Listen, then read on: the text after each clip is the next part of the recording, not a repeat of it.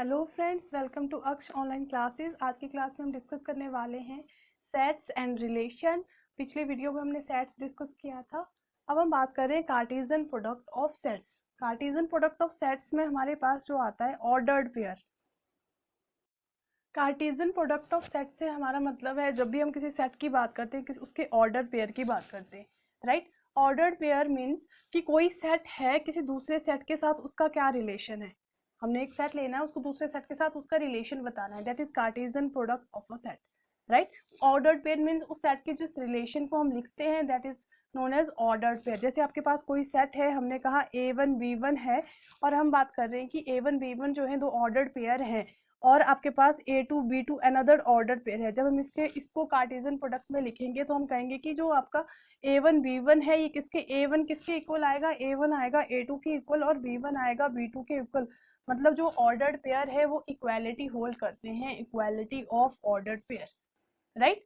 कोई ordered pair है वो दो ऑब्जेक्ट्स और एलिमेंट से बना होता है, उसका एक फिक्स्ड ऑर्डर होता है, that is known as order pair. दो एलिमेंट्स होंगे, उसका कोई फिक्स्ड ऑर्डर होगा, उसको हम ऑर्डर पेयर कहेंगे। कार्टेशियन प्रोडक्ट से हमारा मतलब है हमने रिलेशन बताना है कि इसका इसके साथ क्या रिलेशन है। और जो ऑर्डर पेयर आते हैं वो इक्वालिटी इस तरह से किए जाते हैं। इक्वालिटी उनकी क्या होती है, जो फर्स्ट के साथ फर्स्ट का और सेकंड के साथ सेकंड का, right. This is known as equality of order pair. समाउ आपको ए और बी की वैल्यू निकालनी है। एक आपके पास 3a माइनस बी दिया है, दूसरा 3a प्लस बी दिया है और आपको इसको ऑर्डर्ड पेयर करना है किसके साथ।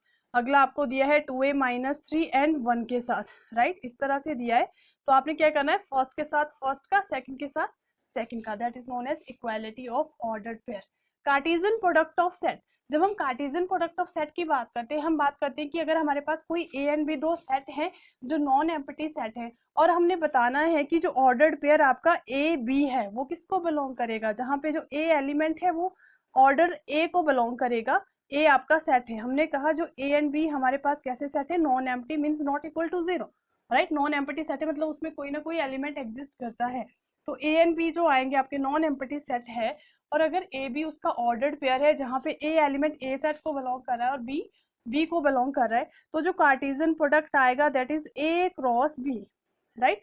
ए क्रॉस बी को हम क्या लिखेंगे, that is Cartesian product. A cross B आपका किसके बराबर आ जाएगा, हम ये कहेंगे कि ए क्रॉस होगा जो आपके ए बी जो एलिमेंट है, जो ए में है बी में है, जो हमने कहा जहाँ पे ए सेट को बिलोंग करता है और बी किसको बिलोंग करता है, बी सेट को, right. That is known as Cartesian product. अगर हमारे पास ए आपका एम्प्टी सेट है और बी भी आपका एम्प्टी सेट है, five means empty set, right.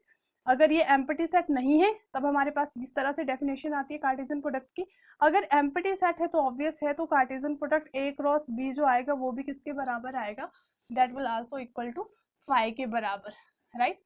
A cross B 5 के बराबर आएगा या फिर बी क्रॉस ए आप निकाल रहे तो उसकी वैल्यू भी क्या आ जाएगी, 5 के बराबर आ जाएगी। जब भी हम कार्टेशियन प्रोडक्ट की बात करते हैं तो जो कुछ रिजल्ट्स हैं जो कार्टेशियन प्रोडक्ट ऑफ सेट्स में आते हैं, जैसे आपके पास जो एसोसिएटिव प्रॉपर्टी हमने पहले पढ़ी है, कम्यूटेटिव प्रॉपर्टी सेट के केसेस में पढ़ी है, वही आपकी इसमें फॉलो होती है रिलेशन एंड फंक्शन में भी। कार्टेशियन प्रोडक्ट ऑफ सेट्स में भी जो आपके रिजल्ट्स आते हैं ये एसोसिएटिव होता है, ये कम्यूटेटिव भी होता है, राइट। नेक्स्ट आपके पास आता है रिलेशन। जैसे नाम से ही पता चल रहा है, रिलेशन मीन्स आपका एक सेट का दूसरे सेट के साथ क्या रिलेशन है, उसको हम रिलेशन कहेंगे। जब हमने एक सेट लेना है उसको हमने दूसरे सेट से लेना है तो हम कहेंगे अगर ए एंड बी हमारे पास क्या है, कोई दो सेट हैं, राइट। ए एंड बी हमने कहा कोई नॉन एम्प्टी सेट है, तब जो रिलेशन आर आपके पास आएगा, आर फॉर रिलेशन कहाँ से कहाँ तक, from A to B. Relation R कहाँ से कहाँ तक है, from A to B is a subset of, ये किसका सबसेट होगा, सबसेट को हम इस तरह से लिखेंगे, सुपरसेट जो आता है subset of A cross B. A cross B जहाँ पे क्या है, कार्टेशियन प्रोडक्ट है, राइट। रिलेशन मीन्स आपके ए एंड बी कोई सेट है जहाँ पे आपने आर कोई रिलेशन लिया है कहाँ से, ए टू बी, तो वो ए टू बी रिलेशन क्या होगा, सबसेट होगा किसका, ए क्रॉस बी का, राइट। उसको हम रिलेशन कहेंगे। रिलेशन मीन्स आपके पास कोई ए सेट है जिसमें आपके 1 2 और 3 एलिमेंट्स हैं, राइट। बी में हमने क्या ले लिए, ए बी और सी, 3 एलिमेंट ले लिए हैं, ए बी सी। फर्स्ट में हमारे 1 2 3 है। अब मैंने क्या लिखना है, इसका रिलेशन लिखना है। रिलेशन किस तरह से लिखेंगे, पहले फर्स्ट का ए के साथ 1a, फिर 2b, फिर 2c, मीन्स 1 के साथ पहले a लिखना है, फिर b लिखना है, फिर 1c, रिलेशन ए क्रॉस बी जो कार्टेशियन प्रोडक्ट आता है सबसेट, वो किसके बराबर आ जाएगा, दैट इज 1A, फिर आपके पास आ जाएगा 1B, फिर आपके पास आ जाएगा 1C, उसी तरह से 2B 2C और 3A 3B and 3C up to so on. ये सारे क्या आएंगे, रिलेशन में आएंगे, राइट। इसको हम क्या लिख सकते हैं, रिलेशन। रिलेशन में हम कौन से एलिमेंट्स लेंगे, हम लेंगे जो आपके पास ए सेट है, बी सेट है, जो 1B 2C 1A 3A जो सबसेट बन रहे वो सारे रिलेशन में आते हैं कि फर्स्ट का क्या रिलेशन है किसी दूसरे के साथ, राइट। नेक्स्ट हम बात करें total number of relation. Total number, जब भी रिलेशन आप डिफाइन करेंगे उसमें total number of relation, somehow last year TGT commission में क्वेश्चन पूछा गया था कि जो सेट है, ए सेट दिया था, बी सेट, उसमें कितने नंबर ऑफ रिलेशन बनते। तो जो टोटल नंबर ऑफ रिलेशन आपके पास आते हैं, दैट इज अगर आपके पास क्या दिया हुआ है, ए क्रॉस बी है, आपने टोटल नंबर ऑफ रिलेशन लगाने हैं, तो रिलेशन का जो फॉर्मूला आते हैं ए टू बी में आपने total 2 raise to power mn, यहाँ पे mn क्या है, मीन्स ए में आपके दो m एलिमेंट्स हैं और b में आपके कितने एलिमेंट है, n, राइट। ए में m है, b में n है, तो टोटल नंबर ऑफ एलिमेंट्स आएंगे रिलेशन के 2m क्रॉस n, मतलब mn मल्टीप्लाई हो जाएगा आपस में, तो टोटल नंबर ऑफ रिलेशन हम लिखेंगे 2 रेज टू पावर mn। अगर ए में दो हैं, दो एलिमेंट, जैसे ए ले लिया कोई सेट जिसमें 1 एंड 2 है और बी ले लिया जिसमें कोई 3 एंड 4 है, तो नंबर ऑफ रिलेशन कितने हो जाएंगे, 1 2 3 4 means 2 raise to power 2 multiplied by 2, that is 2 raise to power 4। This is known as number of relation, कि उसमें कितने रिलेशन बनते हैं, राइट। नेक्स्ट आपके पास आता है domain and range of relation. Domain and range of relation में हमारे पास क्या आता है, अगर मान लो ये हमारे पास कोई सेट ए है जिसमें है ए बी सी 3 एलिमेंट्स है, और ये सेट हमारे पास है जिसमें 1 2 एंड 3 एलिमेंट्स है, राइट। ये ए सेट है, ये बी सेट है। जब हम डोमेन एंड रेंज की बात, हमने कहा रिलेशन हमारे पास क्या होता है, जो जो ए आपके पास क्या बना रहा है, बी के साथ बना रहा है, that is known as relation, उसको क्या कहा जाता है, रिलेशन। और नंबर ऑफ रिलेशन कैसे निकालते हैं, total number, that is 2 raise to power mn से निकाला जाता है नंबर ऑफ रिलेशन, अगर आपने फाइंड आउट करने।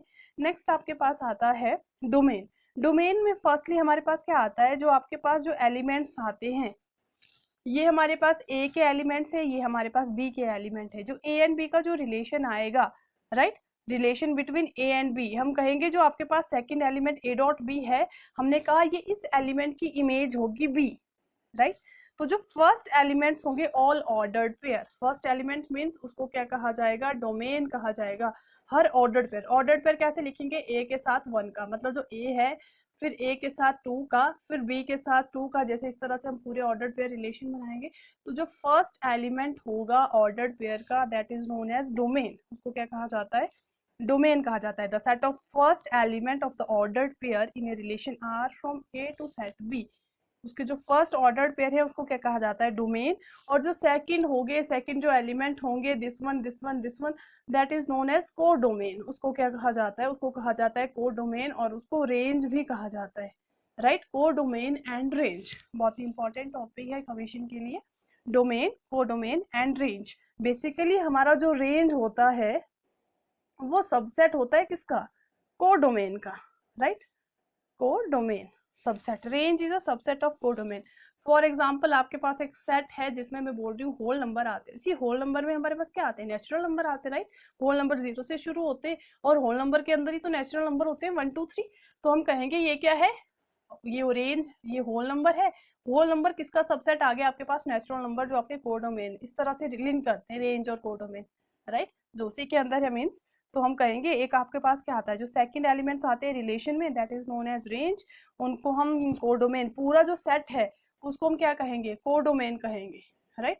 पूरा जो सेट है वो को डोमेन होगा, और ये जो सेट है that is known as range, जो उसके अंदर है उसको कहेंगे range. The whole set is called codomain, और जो आपके एलिमेंट्स होंगे सेकंड सेट के, that is known as range. इस तरह से रेंज और को डोमेन का रिलेशन आता है, जैसे आपका होल नंबर और नेचुरल नंबर का आपस में रिलेशन होता है, राइट। इनको हम रिलेशन को हम सेट बिल्डर मेथड से भी रिप्रेजेंट कर सकते हैं, रोस्टर मेथड से भी कर सकते हैं, या फिर जैसे एरो डायग्राम है आपका, इस तरह से भी रिप्रेजेंट कर सकते हैं। आप इसको रोस्टर से करो, सेट बिल्डर से करो, या फिर एरो डायग्राम से करो, राइट। फॉर एग्जाम्पल आपके पास एक सेट है ए, जिसमें आपके एलिमेंट्स कौन से हैं, 1 2 3 4 5 एंड 6, राइट। मैंने कोई ए सेट ले लिया जिसमें मेरे 6 एलिमेंट्स हैं, जो रिलेशन बना रहे कहाँ से, रिलेशन फ्रॉम ए टू ए। ए से ए का रिलेशन बना रहे हैं और आपके पास रिलेशन आर की दिया हुआ है। आर कहाँ पे है, एक्स और वाई है इसके, जहाँ पे वाई किसके बराबर आएगा, x+1। एक रिलेशन आपको ये दिया है, एक तो आपने इसको एरो डायग्राम में बताना है और बताना है कि जो आपकी डोमेन क्या है, कोडोमेन क्या है, रेंज क्या है, आपने इसमें बताना है कि डोमेन, कोडोमेन एंड रेंज। पहले तो हमने कहा हम रिलेशन को सेट बिल्डर से करो, ऑर्डर पेयर से करो या फिर एरो डायग्राम से करो। अगर आपने रिलेशन यहाँ पे लिखना है तो क्या हो जाएगा, 1 के साथ 2 का रिलेशन, 2 के साथ 3 का रिलेशन, x हमने दिया हुआ है, ये वैल्यू जो होंगी ये यहाँ पे आ जाएगी 1 2 3 4 5 एंड 6, राइट। दूसरे सेट में कौन सा एलिमेंट आएगा, जब x आपका 1 था तो यहाँ पे 2 आएगा, 1+1 2 हो गया, राइट। वैसे आप 1 टू ए है तो यहाँ पे भी वही एलिमेंट आएंगे सारे, ए टू ए, यहाँ पे भी ए सेट आएगा, यहाँ पे भी ए सेट आएगा। बट जब आप एरो डायग्राम यहाँ पे बनाएंगे तो आर ए की वैल्यू 1 है, 1 से वाई x+1 है तो 1 से जाएगा 2। जब आपने 1 पुट किया था x तो y 2 था, जब 2 पुट किया था y 3 था, 3 पुट किया था y 4 था, 4 तो 5, 5 to 6, राइट। इस तरह से आपका एरो डायग्राम बनेगा रिलेशन के लिए, राइट। तो आप इसको रिलेशन को in the form of ordered pair कैसे लिखेंगे, 1 2, 1 से 2 गया, फिर नेक्स्ट आपका है 2 to 3, नेक्स्ट आपका है 3 to 4, नेक्स्ट आपका है 4 to 5, नेक्स्ट आपका है 5 to 6, राइट। यहाँ पे कंडीशन दी हुई है। अब हमने बताना है इसमें डोमेन क्या है और कोडोमेन क्या है और रेंज क्या है। हमने अभी कहा डोमेन आपके पास क्या आती है, डोमेन हमने कहा जो फर्स्ट एलिमेंट होंगे ऑर्डर्ड पेयर के, जैसे 1 है, 2 है, 3 है, 4 है, 5, मतलब जो फर्स्ट आपके पास आता है that is known as domain. Ordered pair के सेट में तो हमारे 6 तक है, पहला जो आपने सेट बनाया है उसमें तो 6 तक है, बट जो फर्स्ट एलिमेंट है वो 5 तक है रिलेशन में, जिनका हमारा ऑर्डर्ड पेयर बना था। तो ऑर्डर्ड पेयर आपने देखना है, डोमेन में आपके पास क्या आ जाएगा, 1 2 3 4 5, right, this one is domain. फिर आपके पास आता है रेंज। रेंज हमने कहा था जो सेकंड ऑर्डर्ड पेयर होंगे रिलेशन के 2 3 5 4 5 6, 2 3 4 5 एंड 6, दिस वन। और फिर हमने बताना है कोडोमेन। कोडोमेन हमने कहा जो पूरा सेट होता है वही होता है, तो कोडोमेन में आ जाएगा 1 भी इंक्लूड होगा इसमें, 1 2 3 4 5 and 6, this one is codomain, right, this one is codomain and range। I think अब आपको क्लियर हो गया है रेंज एंड कोडोमेन, ठीक है। Next is domain of the function. कोई भी फंक्शन आपको दिया उसकी डोमेन कैसे निकालिए, सिंपली हमने बात कर लिया, अगर आपको सेट की फॉर्म में दिया आपने ऑर्डर्ड पेयर के जो फर्स्ट एलिमेंट होंगे वो डोमेन होंगे and second one is range and codomain आपका आएगा पूरा जो सेट होगा, राइट। कोई भी फंक्शन है, मान लो y equal to F X आपके पास फंक्शन है, बहुत ही इंपॉर्टेंट टॉपिक है टीजीटी कमीशन के लिए। अगर y equal to F X आपके पास क्या दिया हुआ है, कोई फंक्शन दिया है, तो आपके पास डोमेन ऑफ फंक्शन कैसे निकाली जाती है, इसके दो केसेस आपके पास आते हैं। First is denominator, denominator is equal to 0। आपने क्या कर देना है, डिनोमिनेटर को इज नॉट इक्वल टू 0 करना है, sorry, denominator is not equal to 0। y equal to F X कोई फंक्शन दिया है, वहां पे आपने डोमेन निकालनी है, पहले तो जो डिनोमिनेटर होगा that is not equal to 0 के बराबर लिखना है, राइट। और सेकेंडली अगर आपको कोई एक्सप्रेशन दिया है, expression in the form of under root में कोई एक्सप्रेशन दिया है, राइट, अंडर रूट में कोई एक्सप्रेशन, मतलब आपको जो फंक्शन है वो अंडर रूट में दिया है, तो उस केस में क्या हो जाएगा, numerator is greater than equal to 0, numerator is greater than equal to 0 हो जाएगा, numerator is greater than equal to 0 हो जाएगा। कौन से केस में, कौन से केस में हो जाएगा, जब आपको एक्सप्रेशन किस में दिया है, अंडर रूट में दिया है, राइट। और अगर आपको यही एक्सप्रेशन किस में दिया है, विदाउट अंडर रूट दिया है एक्सप्रेशन, तो उस केस में डिनोमिनेटर हो जाएगा greater than 0, denominator is greater then 0, right. कोई भी फंक्शन है आपको उसमें डोमेन किस तरह से निकाली जाती है, नॉट इक्वल टू 0 लेना। अगर सिंपल फंक्शन दिया है, अगर आपको अंडर रूट में दिया है, कोई एक्सप्रेशन आपको अंडर रूट में दिया है, तो आपने क्या करना है, आपने वहाँ पे numerator greater than equal to 0 करना है, अंडर रूट में हमेशा यही आता है। और जब एक्सप्रेशन सिंपली दिया है तो denominator greater than equal to 0 करना है, ठीक है, ग्रेटर देन 0 करेंगे आप। Domain of function, for example आपके पास कोई फंक्शन दिया है 1/3x+2, राइट। आपने क्या करना है, 1/3x+2 की क्या निकालनी है, डोमेन निकालनी है। आपको पूछा गया कि डोमेन ऑफ द फंक्शन, ये फंक्शन है इसकी डोमेन निकालो, तो मैंने देखा 1/3x+2 है हमारे पास, तो मैंने क्या कर देना है, हम लिखेंगे 3x+2 is not equal to 0। Basically domain का मतलब होता है उस फंक्शन पे आपके पास एक वेल डिफाइंड वैल्यू आनी चाहिए, मतलब आपने उस एक्स की वैल्यू निकालनी है जहाँ पे ये फंक्शन बिल्कुल एग्जैक्ट लाई करे, मतलब जीरो नहीं आनी चाहिए, इन्फिनिटी नहीं आनी चाहिए, हमने वो वैल्यू नहीं लेनी है, बाकी वैल्यूज लेनी है, राइट। जैसे आपके पास फंक्शन दिया है, क्लियर, मतलब आपके पास डोमेन की कैसी वैल्यू होनी चाहिए, वो उन वैल्यूज को छोड़ के जहाँ पे आपका वैल्यू एग्जैक्ट आंसर दे, मतलब जीरो इन्फिनिटी इस तरह से कुछ ना दे। तो 3x+2 is not equal to 0, तो इसको सॉल्व करेंगे, 3x इज इक्वल टू -2 हो जाएगा, x की वैल्यू कितनी आ जाएगी -2/3, नॉट इक्वल टू मतलब x की वैल्यू जब हम यहाँ पे -2/3 पुट करेंगे आप देखेंगे तो कितनी वैल्यू आ जाएगी 3 3 -2 0, तो हमने मतलब कौन सी वैल्यू नहीं लेनी है -2/3, तो हम कहेंगे कि x बिलोंग्स करेगा रियल नंबर को, डोमेन ऑफ द फंक्शन आपके पास क्या आ जाएगी दिस रियल नंबर माइनस, मतलब ये वाली वैल्यू छोड़ के जो बाकी नंबर्स हैं -2/3, ये आपकी क्या आ जाएगी domain of the function, right. r minus of 2/3 के बराबर, इसको हम कहेंगे किसी फंक्शन की डोमेन। आपने किस तरह से लेनी है, आपके पास जो फंक्शन दिया है दिस इज r-2/3, आपने इसको डिनोमिनेटर नॉट इक्वल टू 0 के बराबर करना है, जब नॉट इक्वल टू 0 पुट कर देंगे तो आपके पास क्या आ जाएगी, एक वैल्यू आ जाएगी इस तरह से। फॉर एग्जाम्पल अगर आपके पास कोई फंक्शन किस तरह से दिया है x³ plus 3x+5 divided by x² - 5x+4, अब हमारे पास कोई वैल्यू फंक्शन दिया है x³ इस तरह से और इस तरह से, तो आपने क्या करना है, पहले तो फंक्शन को हमने बताना है कि जहाँ पे फंक्शन f डिफाइन करे ऑल रियल नंबर्स के लिए, किसको छोड़ के, तो हम डिनोमिनेटर लेंगे। अगर आपके पास सिंपल एक्सप्रेशन दिया है तो आपने डिनोमिनेटर लेना है, दिस डिनोमिनेटर, तो आप डिनोमिनेटर में वैल्यू लेंगे तो आपके पास क्या आ जाएगा x² - 5x+4, ये इसका डिनोमिनेटर है, इसके फैक्टर बनाएंगे तो ये बन जाएंगे 4 और 1, तो आपके पास आ जाएगा x-1 एंड x-4, ये इसके फैक्टर हो जाएंगे, मतलब -1 आप इसमें पुट करेंगे या फिर -4, x की वैल्यू 4 और 1 पुट करेंगे, तो यहाँ पे ये वैल्यूज एक्सेप्ट इनको छोड़ के जो रियल वैल्यूज होंगी वहां पे ये फंक्शन क्या देगा, हमें डोमेन देगा। तो फंक्शन की डोमेन क्या हो जाएगी आपके पास, रियल नंबर किन को छोड़ के, 1 और 4 को छोड़ के, राइट, रियल नंबर 1 और 4 को छोड़ के आपके पास ये जो वैल्यू आएगी this r minus of this, तो ये फंक्शन की क्या हो जाएगी डोमेन हो जाएगी, राइट। डोमेन में क्लियर करने से पहले आपके पास दो चीजें हैं, ब्रैकेट्स, एक आपके पास आता है स्क्वायर ब्रैकेट और एक आपके पास आता है सिंपल इस तरह से ब्रैकेट, राइट। इस स्क्वायर ब्रैकेट का मतलब होता है इंक्लूड, और जो ये वाला ब्रैकेट होता है दैट मीन्स एक्सक्लूड, राइट। एक इंक्लूड आता है, एक एक्सक्लूड। इंक्लूड का मतलब है अगर मैं यहाँ पे 1 और 2 लिख रही हूँ फॉर एग्जाम्पल, मतलब इस 1 को हमने लेना है, 1 हम इस वैल्यू को लेंगे, और 2 मीन्स 2 एक्सक्लूड है, 2 की वैल्यू नहीं होगी, 2 को इंक्लूड नहीं करेंगे इसमें, राइट। मतलब x की वैल्यू 1 भी, अगर x की रेंज की बात करें जैसे 2 और 5 इस तरह से, मतलब x की रेंज कहाँ से कहाँ तक होगी, 2 से 4 तक होगी, 2 हमने लेना है क्योंकि ये स्क्वायर ब्रैकेट है, इट मीन्स इट इंक्लूडेड, 2 यहाँ पे इंक्लूड होगा, 3 भी हम लेंगे, 4 भी हम लेंगे, but 5 is not included in this, it means 5 exclude है, 5 को हमने नहीं लेना है, राइट। 2 3 और 4 क्लियर हो गया।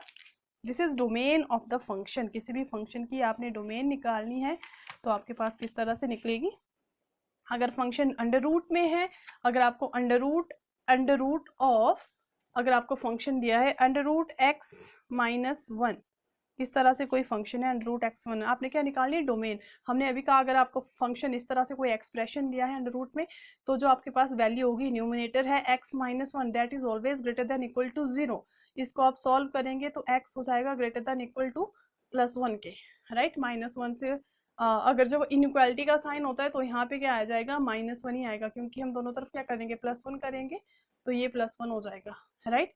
मतलब जो कंडीशन है x is greater than equal to +1, greater than equal to +1 का मतलब है आपने कौन सी वैल्यू, 1 आपका इंक्लूड है, 1 से बड़ी, 1 1 आपका इंक्लूड है, मीन्स 1 को आप ब्रैकेट लगा देंगे, स्क्वायर ब्रैकेट में लिखेंगे क्योंकि 1 इंक्लूड लेना है, इस तरह से 1 इंक्लूड है, और 1 से कहाँ तक ग्रेटर देन है तो आप इन्फिनिटी तक जा सकते हैं, अप टू सोन कहाँ तक, इन्फिनिटी तक, राइट। तो अब आप कहाँ तक जाएंगे, इन्फिनिटी तक जाएंगे, तो ये आपके पास आ जाएगी range of the function, domain of the function, ठीक है। तो क्या बन गई डोमेन ऑफ द फंक्शन आपके पास, दिस वन इज कहाँ से कहाँ तक, X is greater than equal to लिखा आपने, ग्रेटर देन इक्वल लिखने के बाद आपके पास क्या आ गया, 1 टू इन्फिनिटी, राइट। डोमेन क्या होगी आपके पास, 1 टू इन्फिनिटी। और रेंज क्या होगी, रेंज आपके पास क्या आ जाएगी, रेंज हो जाएगी 0 टू इन्फिनिटी, राइट।